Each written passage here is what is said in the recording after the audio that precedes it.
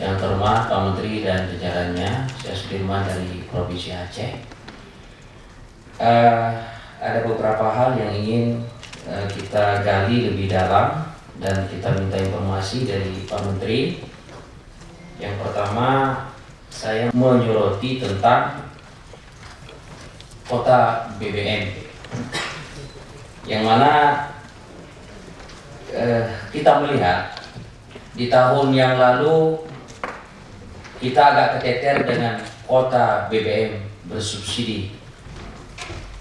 Kalau tidak salah saya, anggaran itu mencapai sekitar 560 triliun yang dianggarkan. Yang menjadi pertanyaan, bagaimana pola yang digunakan oleh Bappenas sendiri dalam perencanaan ini sehingga kita kehabisan kota di tengah jalan. Apakah angkanya yang kurang atau mungkin dari kalkulasinya yang mungkin belum secara komprehensif. Yang kedua, butuh informasi juga dari Pak Menteri. Pemerintah atau Gubernur Aceh telah menerbitkan aturan di tanggal 27 Desember menyangkut surat edaran tentang penggunaan BBM.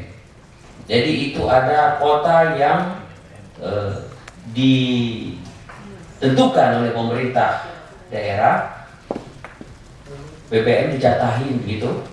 Ada 25 liter per mobil, ada 40 sampai 60. Saya pikir ini tidak tepat ya, karena aturan BBM itu yang dikeluarkan oleh kementerian berlaku secara nasional. Ini tumpang tindih aturan dan ini sangat meresahkan masyarakat. Mohon ini diarahkan Pak Menteri, kalau memang bukan ranahnya dan domainnya, jangan mengeluarkan surat edaran itu, karena ini di bawah BUMN. Jadi penertiban BBM, jatah BBM itu kan hanya bisa dilakukan oleh Menteri BUMN. Dan surat edaran ini saya pikir cacat secara hukum. Karena ini regulasi pusat. Jadi tidak ada intervensi di daerah. Kemudian Pak Menteri, Aceh itu daerah termiskin nomor 1 di Sumatera menurut data BPS. Hari ini Aceh itu juga mendapatkan dana otsus yang sekarang tinggal 3, sekian triliun, 3,5 triliun lagi dari perjanjian MOU. Nah, yang menjadi permasalahan Pak Menteri, di dalam rencana anggaran juga otsus itu ada titipan pusat. Seharusnya dana otsus itu yang 3,5 triliun itu jangan ada lagi titipan pusat. Apa itu titipan pusat? Rencana pembangunan yang ada kolerasinya dengan pembangunan pusat. Misalnya contoh, dana pendidikan. Dana pendidikan itu misalnya secara undang-undang sudah diperintahkan 20% pendidikan umum. Tapi di dalam dana otsus itu, dana pendidikan umum lagi-lagi dicantumkan dan didelegasikan 20% itu. Sementara sektor pendidikan agama yang notabene masyarakat Aceh itu daerah syariat Islam ini tidak diberikan ruang. Harusnya dana otsus ini jangan lagi ada intervensi. Jadi sangat susah bergerak. Diperparah lagi Pak Menteri, ada aturan di daerah itu tentang pembagian alokasi dana otsus yang 60% di provinsi, 40% di kabupaten. Provinsi daerahnya di mana? Jadi sehingga terjadilah kecurangan-kecurangan Pak Menteri. Ini butuh keseriusan Pak Menteri untuk merancang dan mendesain lebih bagus supaya nyata. Jadi Aceh ini kami tidak puas dan tidak bangga dengan dinobatkan daerah termiskin di Sumatera, karena Aceh sudah MOU. Jadi kalau begini, siapa yang salah? Pemerintah pusat juga ikut bertanggung jawab. Jadi kita tidak ingin terjadi keributan lagi nantinya. Jadi bukan masing-masing melepaskan diri, melepaskan tangan.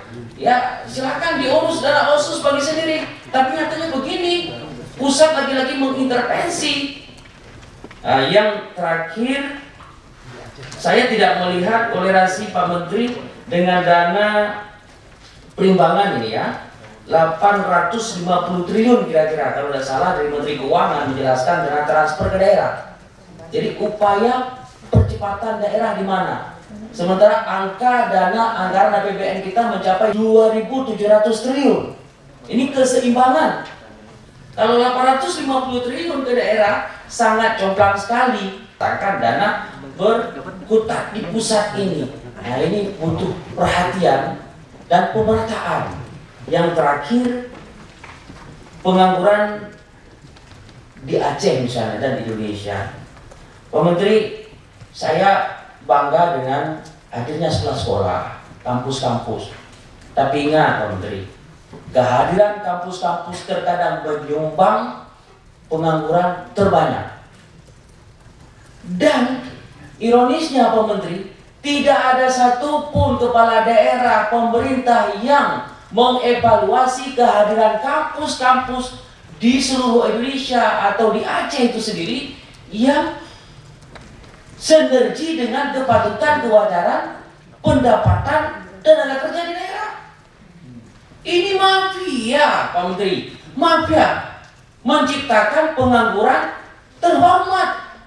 Dia akademisi, tapi sengaja diciptakan. Ini adalah satu usaha daripada mafia-mafia kampus yang sengaja mendirikan kampus lalu membuat orang menjadi penganggur. Ini pengangguran, menciptakan pengangguran terhormat.